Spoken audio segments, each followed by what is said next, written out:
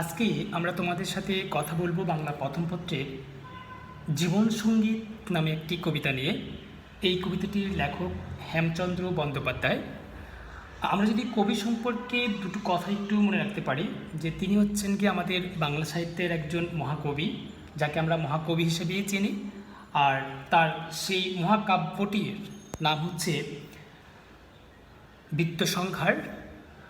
Michael Madhusudan দত্তের পরে আমাদের বাংলা সাহিত্যে যিনি উজ্জ্বল নক্ষত্র হয়ে আছেন মহাকবি হিসাবে, তিনি হচ্ছেন আমাদের হেমচন্দ্র বন্দ্যোপাধ্যায়। আমরা তার সম্পর্কে আরেকটি কথা একটু মনে রাখবো, যে তার যে মহাকাব্যটি আছে এটি হচ্ছে দেশপ্রেমমূলক একটি কবিতা, একটি মহাকাব্য। এই কাব্য তিনি দেশপ্রেমে উদ্বুদ্ধ হয়ে, দেশপ্রেমে অনুপ্রাণিত হয়ে মহাকাব্যটি রচনা করেছেন। প্রিয় শিক্ষার্থী বন্ধু, জীবন সঙ্গীত এই কবিতার মধ্যে কবি হেমচন্দ্র বন্দ্যোপাধ্যায় তিনি যে জিনিসটা তোমাদের সামনে তুলে আনতে চেয়েছেন তা হচ্ছে যে একটা জীবন কতটা আদর্শময় হতে পারে, তুমি তোমার জীবনটাকে কতটুকু আদর্শময় করতে পারো বা কীভাবে তুমি আদর্শময় করে তুলবে। আমাদের জীবন বলতে আমরা আসলে কী বুঝি, বা জীবনে কী চাওয়া উচিত নয়, বা কী চাওয়া উচিত বা কী পাওয়া উচিত নয়, এই দিকগুলো তিনি তার এই কবিতার মাধ্যমে খুব সুন্দর করে তুলে এনেছেন। প্রিয় শিক্ষার্থী বন্ধু, আমরা অন্য ভাষায় এটাকে বলতে পারি যে জীবন সঙ্গীত হচ্ছে গিয়ে একটি ইংলিশ কবিতার ভাবানুবাদ। তোমার পরীক্ষাও আসে যে তোমার পাঠ্য বইয়ের ভাবানুবাদ কবিতা কোনটি, এটি হচ্ছে জীবন সঙ্গীত, এটি হচ্ছে একটি ভাবানুবাদ কবিতা। আমরা জীবন সঙ্গীত এই কথাটিকে অন্য ভাষায় বলতে পারি যে এটা হচ্ছে একটা জীবনের আদর্শমূলক কবিতা। তো চলো বন্ধুরা, আমরা দেরি না করে চলি যে আমাদের কবিতার মধ্যে কবি আসলে কী বলতে চেয়েছেন। প্রথমে তিনি বলেছেন, বলো না কাতর স্বরে বৃথা জন্ম এই সংসারে। তুমি কাতর স্বরে বলতে করুণ সুরে তুমি বলো না বলতে তিনি নিষেধ করেছেন। বৃথা জন্ম এই সংসারে, বৃথা মানে হচ্ছে ব্যর্থ হয়েছে আমার জন্মটা, এই সংসারে বলতে পৃথিবীর মধ্যে, এই জগতে আমার জন্মটা ব্যর্থ হয়েছে, এই কথা কবি বলতে নিষেধ করেছেন। এই জীবন নিশার স্বপন, জীবনটা আমাদের এই জীবনটা হচ্ছে কি স্বপ্নের, রাতের স্বপ্নের মতো। রাতের স্বপ্নটা যেমন ক্ষণস্থায়ী, রাতের স্বপ্নটা যেমন তোমার ক্ষণিকের আনন্দ দিয়ে সে হারিয়ে যায়, ঠিক সেম আমাদের জীবনটাও এমন ক্ষণিকের আনন্দ বেদনা নিয়েই এই জীবনটা তৈরি। তাই কবি আমাদের এই জীবনকে রাতের স্বপ্নের সাথে তুলনা করেছেন। দারাপুত্র পরিবার তুমি কার, কে তোমার। দারা শব্দের অর্থ স্ত্রী, পুত্র পরিবার মানে স্ত্রী পুত্র পরিবার, তুমি কার, কে তোমার, দ্যাট মিনস কেউ তোমার নয়। বলে যে করুণা ক্রন্দন, যে এই কথাটা বলে যে স্ত্রী পুত্র পরিবার কেউ তো আমার নয়, কেউ তো আমার থাকবে না, আমি একা এসেছি, আমি আবার একাই চলে যাব, তাহলে এত কিছু আমি কেন আয়োজন করছি, এত কিছু আমি কেন করছি, এই কথা বলে তুমি ক্রন্দন করো না। তো প্রিয় শিক্ষার্থী বন্ধু, আমরা যদি প্রথম এই তিনটা লাইনের মধ্যে কবি মানুষের জীবনে হতাশ হতে নিষেধ করেছেন, যে আমি যাতে হতাশ হয়ে না যাই, পরের তিনটা লাইনে কবি বুঝাতে চেয়েছেন যে আমরা যেন অন্যের জন্য কিছু করে আফসোস না করি, আমাদের মনে যেন আফসোসটা না আসে। পরের এই তিন লাইনের মধ্যে তিনি এই কথাটা ইঙ্গিত করেছেন। মানব জনম সার এমন পাবে না আর, বাহ্য দৃশ্যে ভুলো না রে মন। মানব জনম সার, জনম দ্যাট মিনস জন্ম, আমার জন্মটা মানুষ হিসাবে জন্মলাভ করাটাই সার। সার মানে তুমি সার সংক্ষেপ বলতে পারো, সার মানে এখানে তুমি বলতে পারো মূল কথা, মহামূল্যবান বা মূল বক্তব্য। এখানে কবি উল্লেখ করেছেন সার বলতে যে আমার জন্মটা মানুষ হিসেবে জন্মলাভ করাটাই হচ্ছে আমার মূল কথা, মানুষ হিসেবে জন্মলাভ করাটাই হচ্ছে গিয়ে আমার জীবনের মূল্য। এমন পাবে না আর, মানে এই মানব জীবনটা একবার হয়ে গেছে, এই জীবনটা তুমি আর পাবে না। বাহ্য দৃশ্যে ভুলো না রে মন, যে তুমি বাইরের চাকচিক্য দেখে তুমি তোমাকে ভুলে যেও না। এই তিনটা লাইনের মধ্যে কবি যে তুমি তোমার জীবনটাকে, তুমি তোমার যে মানব জীবনটা পেয়েছো, এই মানব জীবনটাকে তিনি সার্থক হিসাবে উল্লেখ করেছেন। এটাই তোমার একটা মহামূল্যবান জীবন হিসাবে তিনি উল্লেখ করতে চেয়েছেন, এবং এই জীবনটাকে তুমি আর পাবে না। তাই তিনি কি বলেছেন, বাহ্য দিচ্ছে অন্যের চাকচিক্য দেখে আমাকে হতাশ হতে নিষেধ করেছেন। দেখো পরে লাইনে তিনি কি বলতে যাচ্ছেন, কর যত্ন হবে জয়, জীবাত্মা অনিত্য নয়, ওহে জীব করো আকিঞ্চন। করো যত্ন, এখানে যে যত্ন শব্দটা আছে, যত্ন মানে চেষ্টা করো, যে তুমি চেষ্টা করো, হবে জয়, তোমার জয় হবে। জীবাত্মা অনিত্য নয়, যে আমার যে আত্মাটা আছে এটা চিরস্থায়ী নয়, এটা ক্ষণস্থায়ী, এটা যে কোনো মুহূর্তে চলে যেতে পারে। ও হে জীব করো আকিঞ্চন, আকিঞ্চন মানে চেষ্টা, হে জীব তুমি চেষ্টা করো। মানে তোমাকে এই 3টা লাইনের মধ্যে কবি বুঝাতে চেয়েছেন, তুমি তোমার জীবনটাকে মূল্যায়ন করো, তুমি সাধনা করো, চেষ্টা করো, তুমি চেষ্টা করলে তুমি সফলতা তোমার আসবে। এই কথার দিকে তিনি ইঙ্গিত করেছেন। করোনা সুখের আশ, করোনা সুখের আশ, করোনা দুঃখের ফাঁস, জীবনের উদ্দেশ্য তা নয়। তুমি কখনো সুখের আশ মানে আশা করা, যে তুমি কখনো সুখের আশা করো না। কারণ তুমি যখন কোনো একটা জিনিসকে পেতে চাবা তখন তোমার মধ্যে কী আসবে, দুঃখের ফাঁসে তুমি পড়ে যাবা, মানে তোমার জীবনের মধ্যে দুঃখ চলে আসবে। আর জীবনের উদ্দেশ্য কিন্তু এটা নয় যে তুমি সুখ চাবে দুঃখ চাবে না, এইটা কিন্তু জীবনের উদ্দেশ্য হতে পারে না। তাহলে আমরা এখানে এই জীবন সঙ্গীতের যে জীবনের গান, এই কবির মূল উদ্দেশ্য আমরা কিন্তু এখানে পেয়ে গেছি, যে জীবনের উদ্দেশ্য সুখ কামনা করা নয়। তাহলে কি করা, সংসারী সাজো, করনিত্য নিজ কাজ, ভবের উন্নতি যাতে হয়। তাহলে আমার জীবনের উদ্দেশ্য কি, জীবনের উদ্দেশ্য হচ্ছে সংসারে, এই জগতের মধ্যে আমি একজন সাংসারিক হিসাবেই নিজেকে সাজিয়ে তুলতে কবি বলেছেন। করনিত্য নিজ কাজ, যে নিত্যদিন তুমি তোমার কাজ, নতুন নতুন কাজ তুমি কি করো, নিত্যদিন তুমি কাজ করো, তোমাকে তোমার সাধনা তুমি অব্যাহত রাখো। আর যেই কাজ যেই সাধনা ভবের উন্নতি যাতে হয়, ভব বলতে এখানে তুমি পৃথিবী বলতে পারো, জগৎ বলতে পারো, ভাবার্থে তুমি এটাকে আত্মাও বলতে পারো, যাতে করে তুমি তোমার আত্মার উন্নতি করতে পারো, এমন সাধনাই কবি নিত্যদিন করতে বলেছেন। দিন যায় ক্ষণ যায় সময় কাহারও নয়, ব্যাগে দায় নাহি রহে স্থির। দিন চলে যায়, সময় চলে যায়, আর সময়টা কারো জন্য বসে থাকে না, মানে সময় স্থির নয়, সময় হচ্ছে গিয়ে বহমান। ব্যাগে দায় নাহি রহে স্থির, এখানে তিনি একটা ছোট্ট একটা কল্পনা করেছেন, সময়ের সাথে আমার জীবনকে তিনি তুলনা করেছেন, যে সময় যেমন চলে যায় ঠিক সেম আমার জীবনটাও কি হবে, থেমে থাকবে না, চলে যাবে।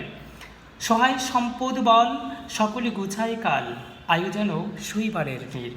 সহায় বলো, সম্পদ বলো, শক্তি বলো, সকলে গুছায় কাল, সব কিছুই একসঙ্গে শেষ হয়ে যাবে। আয়ু যেন শৈবালের নীর, যে আমার জীবনটা যেন, আমার আয়ুটা যেন শৈবাল মানে শ্যাওলার ওপর পড়ে থাকা এক বিন্দু পানির মতো। নীর মানে হচ্ছে পানি। আমার জীবনটা, আমার আয়ুটা যেন শৈবালের নীরের মতো। সংসারে সমরাঙ্গনে যুদ্ধ করো দৃঢ়পণে, সংসারে এই জগতের মধ্যে এবং সমরাঙ্গনে মানে যুদ্ধক্ষেত্র, তিনি এখানে এই সংসারের একটা সমার্থক শব্দ হিসেবে তুমি এটাকে উল্লেখ করতে পারো। সমরাঙ্গন মানে হচ্ছে যে তুমি এই পৃথিবীতে, এবং এই পৃথিবীকে তিনি কল্পনা করেছেন যুদ্ধক্ষেত্র হিসাবে, যে এই যুদ্ধক্ষেত্রের মধ্যে তুমি যুদ্ধ করো দৃঢ়পণে। দৃঢ়পণে বলতে দৃঢ় প্রত্যয়ে, হ্যাঁ, ভয়ে ভীত হইও না মানব, তোমাকে ভয় পেয়ে ভীত হতে নিষেধ করেছেন। করযুদ্ধ বীর্যবান, যায় যাবে যাক প্রাণ, মহিমায় জগতে দুর্লভ। তোমাকে যুদ্ধ করতে বলেছেন, করো যুদ্ধ বীর্যবান, শক্তিমত্তা দিয়ে, বীর্যবান মানে হচ্ছে শক্তিমত্তা, শক্তিমত্তা দিয়ে তুমি যুদ্ধ করো। যায় যাবে যাক প্রাণ, যে এতে যদি তোমার জীবনটা চলেও যায়, তুমি তোমার চেষ্টা, তুমি তোমার সাধনাকে থামিয়ে রেখো না, বন্ধ করে দিও না। কেন? মহিমাই জগতে দুর্লভ, যে মহিমা তো মহত্ব অর্জন করাটি হচ্ছে গিয়ে জগতে একটা দুর্লভ বিষয়। মনোহর মূর্তি হেরে ওহে জীব অন্ধকারে, ভবিষ্যতে করুণা নির্ভর। মনোহর, তুমি যদি শাব্দিক অর্থে চলে যাও, মনোহর সত্যি চিত্তকর্ষক, বা যে জিনিসটা তোমাকে আনন্দ দেয়, হ্যাঁ, মূর্তি হচ্ছে কি একটা আকার, একটা অবয়ব, সুন্দর একটা অবয়ব। হেরে শব্দের অর্থটা তুমি এখানে তোমার ইউজ করবে দেখে। ওহে জীব অন্ধকারে, যে তুমি অন্ধকারে বসে থেকে, অন্ধকারে তুমি অবস্থান করে তুমি মনোহর দৃশ্যকে তুমি দেখার চেষ্টা করো না, ভবিষ্যতে করো না নির্ভর, আর তুমি ভবিষ্যতের উপর কখনো নির্ভর করে থেকো না। অতীত সুখের দিন পূর্ণ আর ডেকে এনে চিন্তা করে হইও না কাতর। অতীত, যেটা অতীত ছিল আমার, সেটা তো চলে গেছে, সেই অতীতটা আমার সুখের দিন ছিল, বুঝতে পেরেছি, কিন্তু সেই সুখের দিনকে তুমি কল্পনা করে পূর্ণ আর ডেকে এনে, পুনর্বার তুমি ডেকে এনে চিন্তা করে হইও না কাতর, তোমাকে কাতর হতে নিষেধ করেছেন। এই 4টা লাইন থেকে আমরা যেটা চিন্তা করি যে কবি আমাদেরকে ভবিষ্যতের উপর নির্ভর করতে নিষেধ করেছেন, এবং মানে ভবিষ্যতে আমি কি হব, আমি এটা হতে চাই, আমি ওই হতে চাই, এই ধরনের কল্পনা করে করে তুমি তোমার সময়কে নষ্ট করতে কবি নিষেধ করেছেন। কবি শুধু সাধনা করতে পড়েছেন। তুমি ভবিষ্যৎবাণীর দিকে এগিয়ে যাচ্ছ, তুমি সাধনা তোমার অব্যাহত রাখো। তোমাকে অহেতুক স্বপ্ন দেখতে কবি নিষেধ করেছেন। এটা অনেকটা আমরা বলতে পারি মরীচিকার মতো। অদূরে যে মরীচিকা আছে, সেই মরীচিকা যেমন আমাকে পানির আশায় ডাকছে, ঠিক তেমনই যেন আমি ভবিষ্যতের উপর নির্ভর করে বসে না থাকি।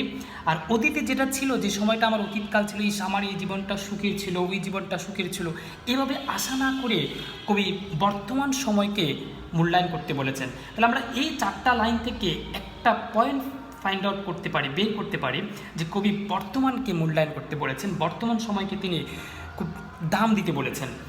মহাজ্ঞানী মহাজন যে পথে করে গমন হয়েছে প্রাতঃস্মরণীয়।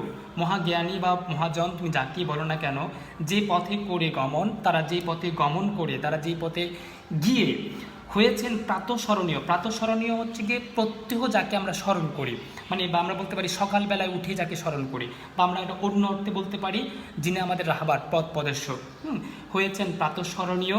সেই পথ লক্ষ্য করে, মানে সেই মহাজ্ঞানীদের পথকে লক্ষ্য করে স্বীয় কীর্তি ধ্বজা ধরে, যে আমার নিজের যেটা অর্জন আছে, আমার যে নিজের যেটা কীর্তি আছে, সেই কীর্তির পতাকাকে আমি ধরে, সেই কীর্তির নিশানাকে আমি ধরে কি করব, আমরাও হব বরণীয়। তাহলে আমরাও কি হতে পারবো, বরণীয় হতে পারবো, অন্যের কাছে গ্রহণীয় হতে পারবো, সম্মানের একটা পাত্র আমরা হতে পারবো।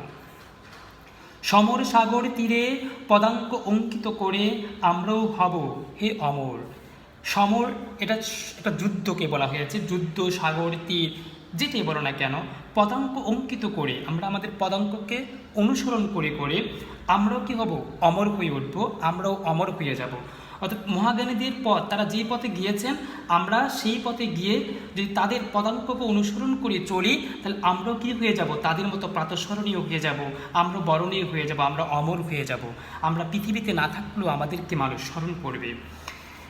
সেই চিহ্ন লক্ষ্য করে যখন আমরা অমর হয়ে যাব, তখন সেই চিহ্ন, এখানে হচ্ছে অমর হয়ে যাওয়া, যে আমরা যখন অমর হয়ে যাব, সেই চিহ্ন লক্ষ্য করে অন্য কোনো জন পরে, যে আমাদের পদাঙ্ক অনুসরণ করে আমাদের পরের প্রজন্ম আমাদেরকে অনুসরণ করে করে তারা আসবে।